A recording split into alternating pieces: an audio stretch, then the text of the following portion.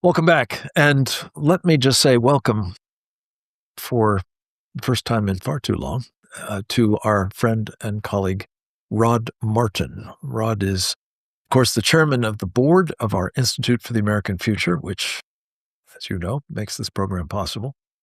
We're grateful to him for that service, but in addition to it and his various entrepreneurial business enterprises, we're especially grateful for the Rod Martin Report, which he disseminates at rodmartin.org. And I strongly encourage you to take advantage of it. It's a great online resource.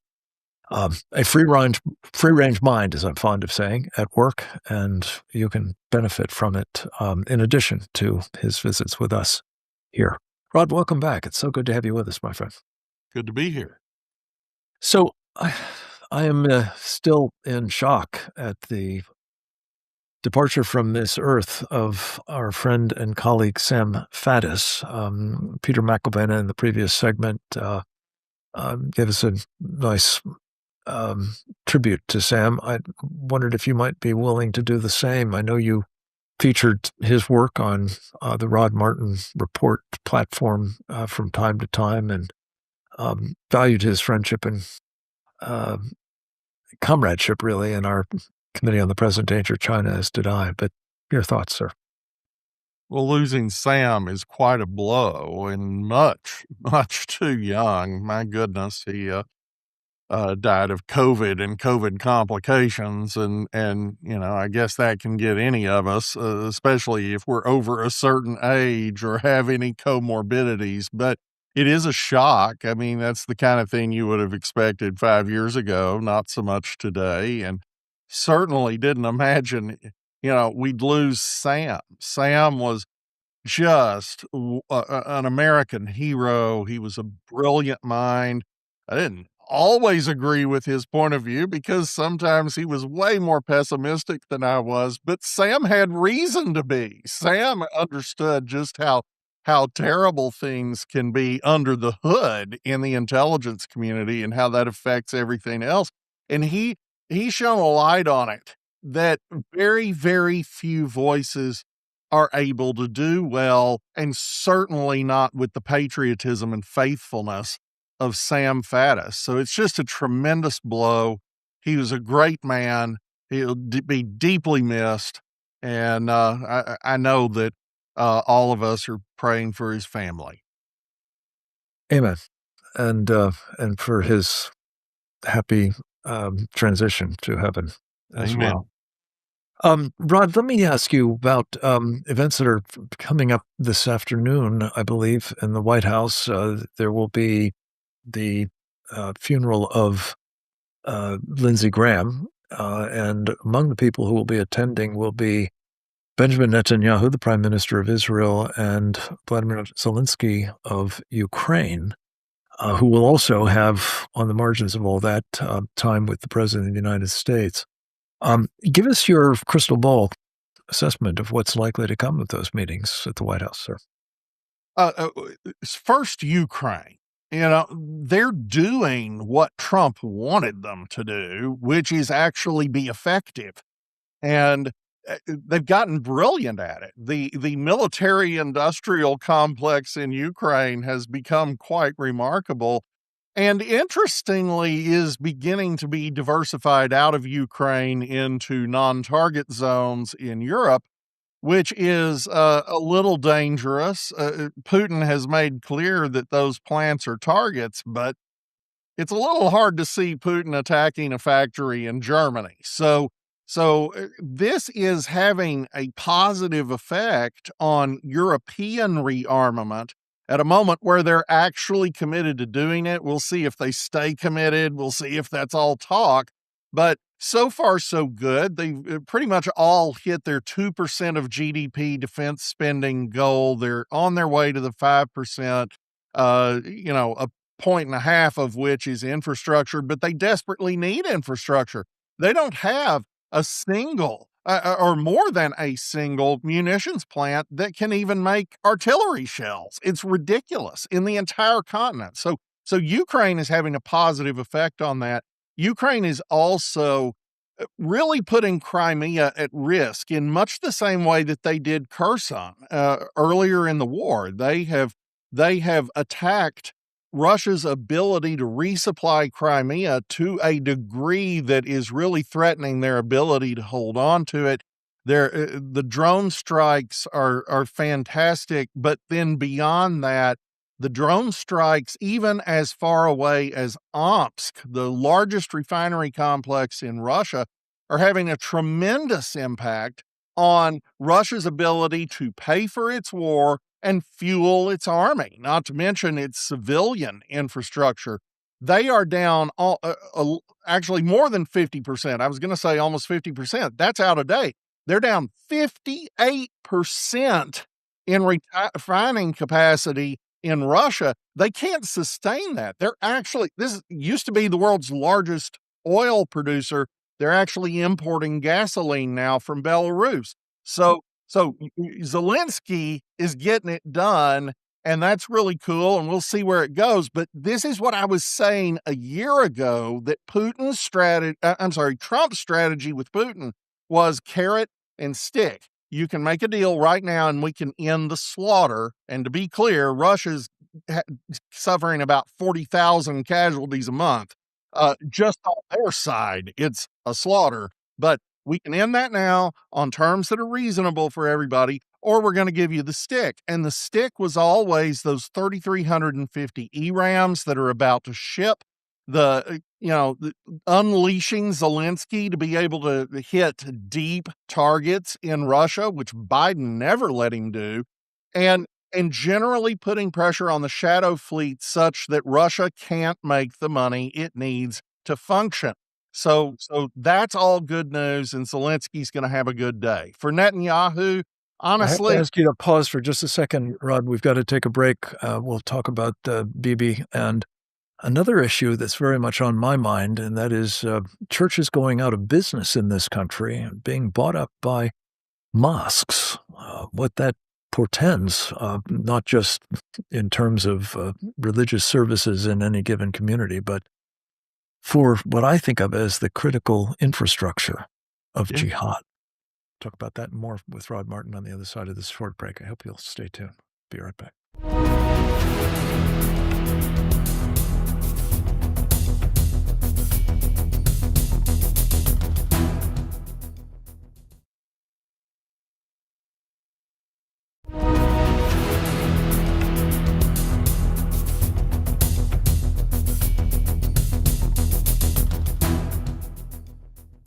Welcome back. We are visiting with Rod Martin of the Rod Martin Report. You can follow it at rodmartin.org.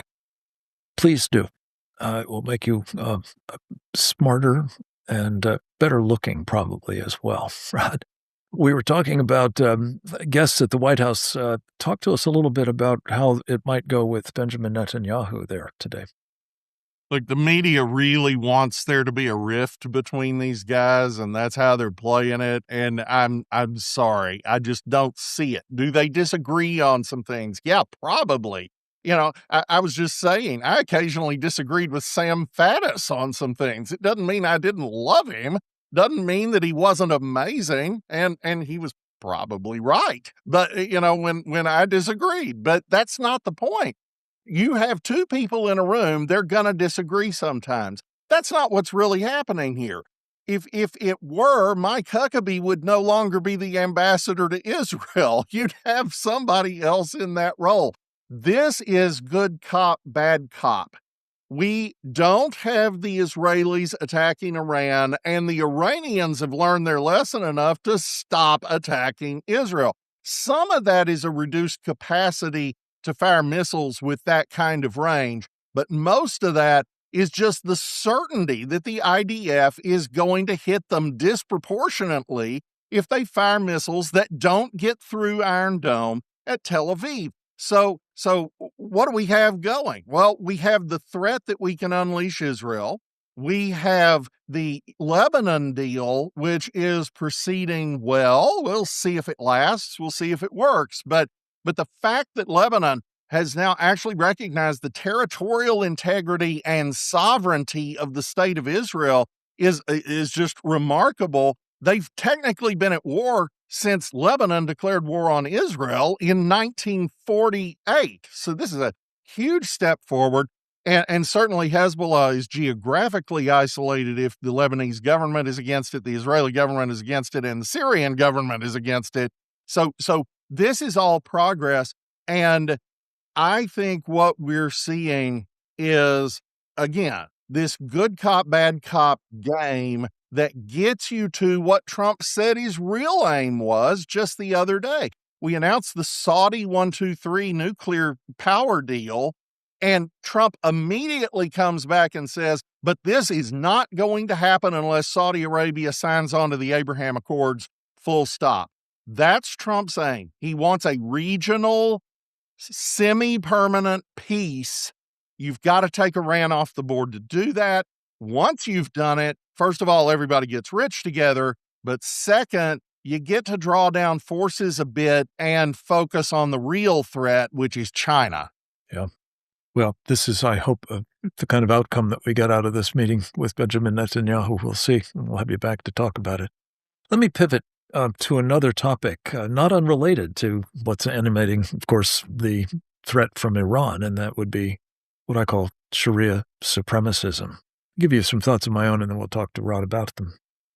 Western Journal reports that 7 Catholic churches in Minnesota are effectively going out of business, ending Sunday Masses due to declining attendance and a lack of priests.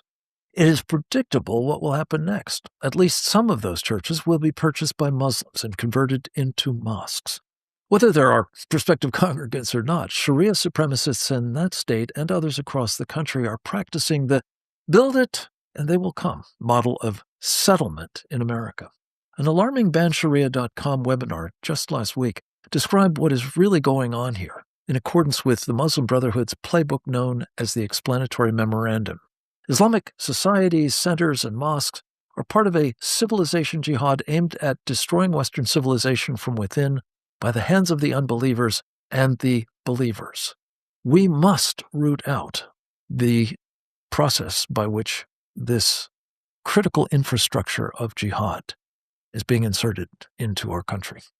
But let's hear what Rod Martin, who knows a thing or two about churches, having served in senior positions with the Southern Baptist Convention in the past, makes of what is happening in churches in this country, and not least what is likely to happen as their roles, or certainly their physical infrastructure, are supplanted by these, critical infrastructure of jihad. It's the only way I can describe it. What do you think, Rod? Well, let's start with the churches. We've got really fascinating data now that shows that the decline in Christianity in this country has stopped and possibly reversed. So you had this explosive growth of what are called the nones, which is, none as in no religious affiliation. I don't have a religious affiliation, none. The explosive growth in that has stopped and, again, slightly reversed. But it's really interesting where it grew. It mostly grew in liberal churches that were promoting critical theory and were out there marching beside Queers for Palestine. Those guys are going under. The Presbyterian Church USA used to be gigantic. At the current rate, in 5 years, it will be smaller than the Presbyterian Church in America, which was always like 10% of its size. So we see liberal churches that have facilitated the rise of communism and Islamism, actually. They are dying, and yes, the Muslims are inheriting a certain percentage of their property. Now, that's a bad thing because aside from the spread of Islam, which if you just see it as a religion, is already a problem, that's certainly not where I want things to go, speaking as a Christian.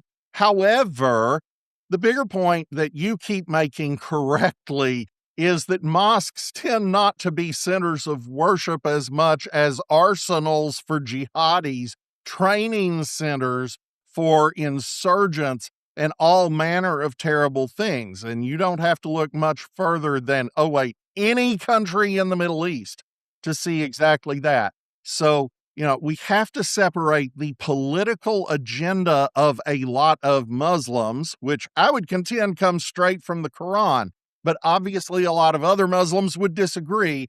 We have to separate that political agenda, which is revolutionary, from First Amendment speech. Amen. Rob, we have to leave it at that. Come back to us soon. I hope all of you will do the same. Until then, go forth and multiply.